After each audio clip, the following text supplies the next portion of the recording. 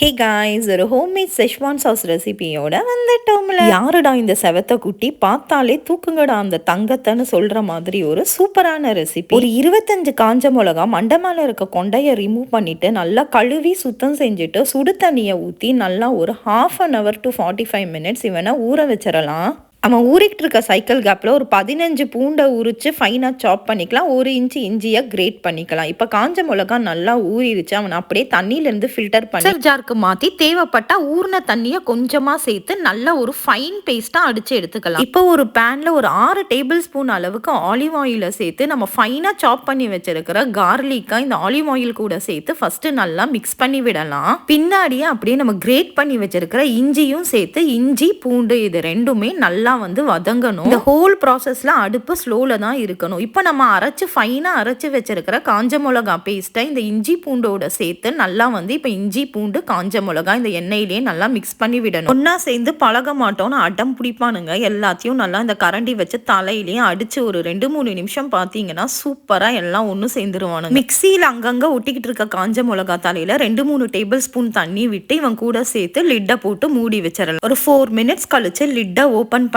நல்லா வந்து ஒரு தடவை மிக்சிங் கொடுங்க. கம்ப்ளீட்டாக அடுப்பு ஸ்லோ ஃப்ளேமில் தான் இருக்கணும். இந்த டைமில் நம்ம இதுக்கு தேவையான சாஸ் எல்லாம் ஆட் பண்ணிக்கலாம். 2 டேபிள் ஸ்பூனுக்கு டொமேட்டோ கெச்சப், 1 டேபிள் ஸ்பூனுக்கு வினிகர், 1/2 டேபிள் ஸ்பூனுக்கு டார்க் சோயா. லைட் சோயாவாக இருந்துச்சுன்னா 1 டேபிள் ஸ்பூன் யூஸ் பண்ணிக்கோங்க. இந்த டிஷ்ஷுக்கு தேவையான 1 டேபிள் ஸ்பூன் அளவுக்கு சால்ட்டு, 1/2 டேபிள் ஸ்பூனுக்கு சுகர். நம்ம ஆட் பண்ணியிருக்க சாஸ் எல்லாத்தையும் நல்லா மிக்ஸ் பண்ணிட்டு லிட்டை போட்டு ஒரு 5 மினிட்ஸ்க்கு ஸ்லோ ஃப்ளேமில் மூடி வச்சிடலாம். கரெக்டாக ஒரு 7 மினிட்ஸ் கழிச்சு ஓப்பன் பண்ணி பார்த்தோன்னா ஆயில் எல்லாம் அந்த பேனோட சைடில் இந்த மாதிரி ரிலீஸ் ஆயிருக்கும். இந்த ஸ்டேஜில் நம்ம தலைவன் சூப்பராக ரெடி ஆயிரும். இவனை கம்ப்ளீட்டாக ஆற விட்டு ஒரு ஏர்டைட் பாட்டிலில் ஸ்டோர் பண்ணோம்னா ஃப்ரிட்ஜில் 1 month வரைக்கும் நம்ம வச்சுக்கலாம். அடுத்து இவனை வச்சு ஒரு சில ரெசிபிகளை தெரிக்க விடலாமா? கண்டிப்பாக இந்த ரெசிபியை நீங்களும் உங்கள் கிச்சன் தியேட்டரில் ட்ரை பண்ணிட்டு சூப்பர் ஹிட் ஆச்சா இல்லை மொக்க வாங்குச்சான்னு சொல்லுங்கள். நன்றி.